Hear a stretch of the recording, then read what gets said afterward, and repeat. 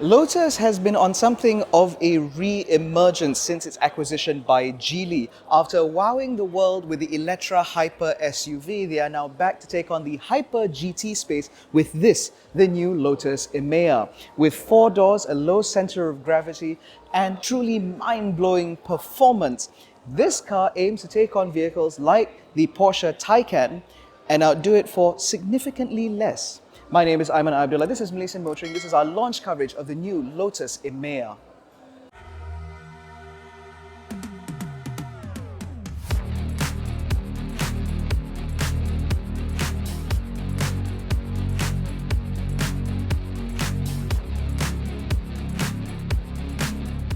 Now, the Lotus Emeya will be available in Malaysia in 3 variants. It will be the base Emeya, followed by the Emeya S and the Emeya R. Prices start at 555,000 ringgit for the base model, rising to 643,000 ringgit for the Emeya S, and then capping out at 777,000 ringgit for the Emeya R. Now, given the fact that this car has truly mind-bending performance, that is actually pretty good money, given the fact that the Audi e-tron GT as well as the Porsche Taycan Turbo S all cost significantly more than that. Now, talking about the specifications, this is a relatively large car, but power is still very heady indeed.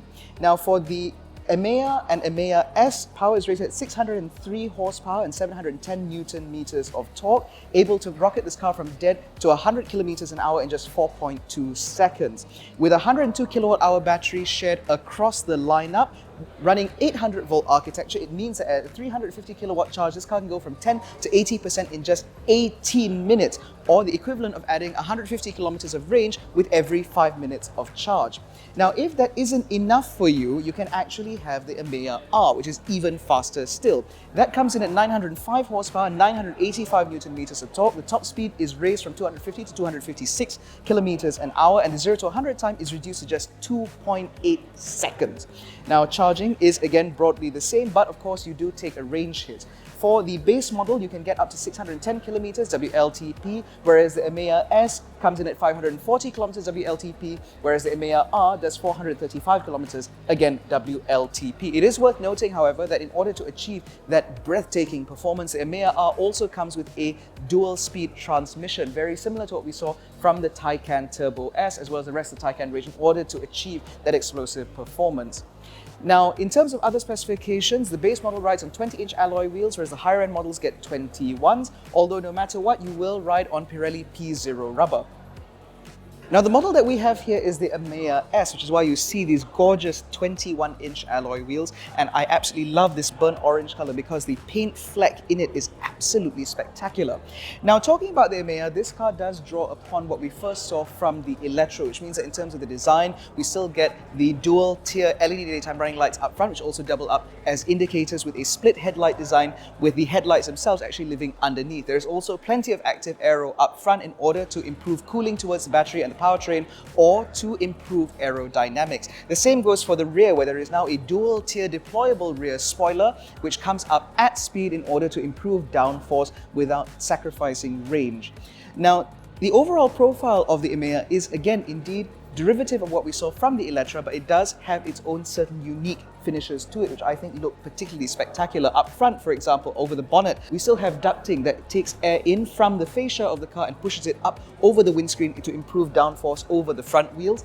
And as we move down the side, you can see that there are prominent placements of cameras as well as a deployable LiDAR that lives up on the top of the windscreen, providing this car with proper semi-autonomous capabilities. Naturally, you also get deployable door handles which sit flush when the car is locked, and you can see that this overall profile is made to sit as low as humanly possible in order to improve the overall driving dynamics.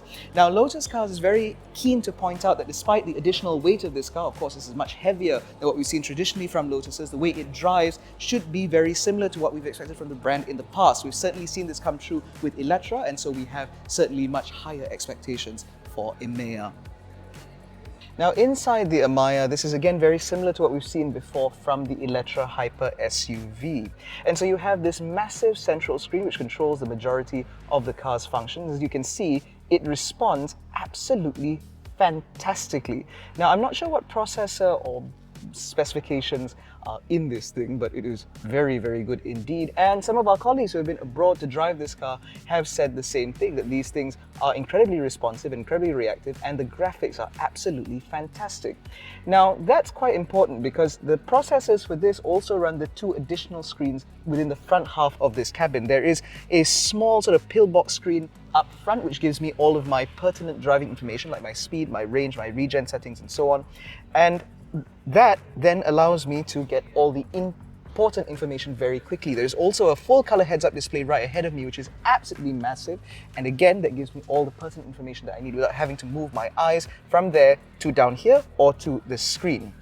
Now, in terms of the controls and the ergonomics, everything in here falls very easily to hand. You have some controls here to control things like your temperature, settings, etc. all through here. Your gear selector lives down here, and to adjust your drive modes and your regen is actually from these paddles here. These paddles are actually two-piece, one on the top and one at the bottom. They allow you to cycle through the different drive modes by just pulling on the paddles. And on this side, you can also cycle through your regen between off and maximum. There are also two levels in between to allow you to better tailor the car to how you want to drive it. Now, talking for a second about this steering wheel, firstly, it's not round, but it is designed so beautifully that it just feels so nice to hold. And of course, because it is electrically adjustable, it also means that you can find your perfect driving position and then save it to one of up to 6 profiles should you want to share your Hyper GT.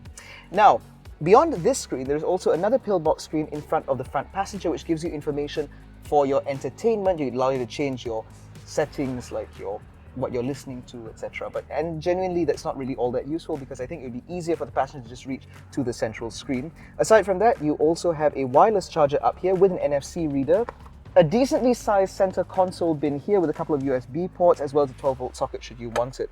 Now, cup holders are up here, which are the sort that you push in.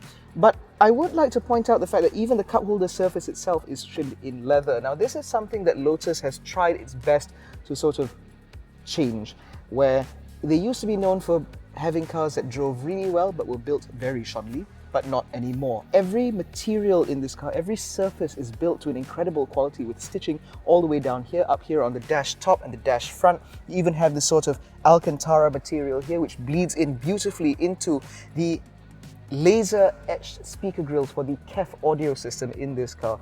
Everything looks and feels absolutely fantastic, and if you ask me, I think it punches well above its 555,000 ringgit base price.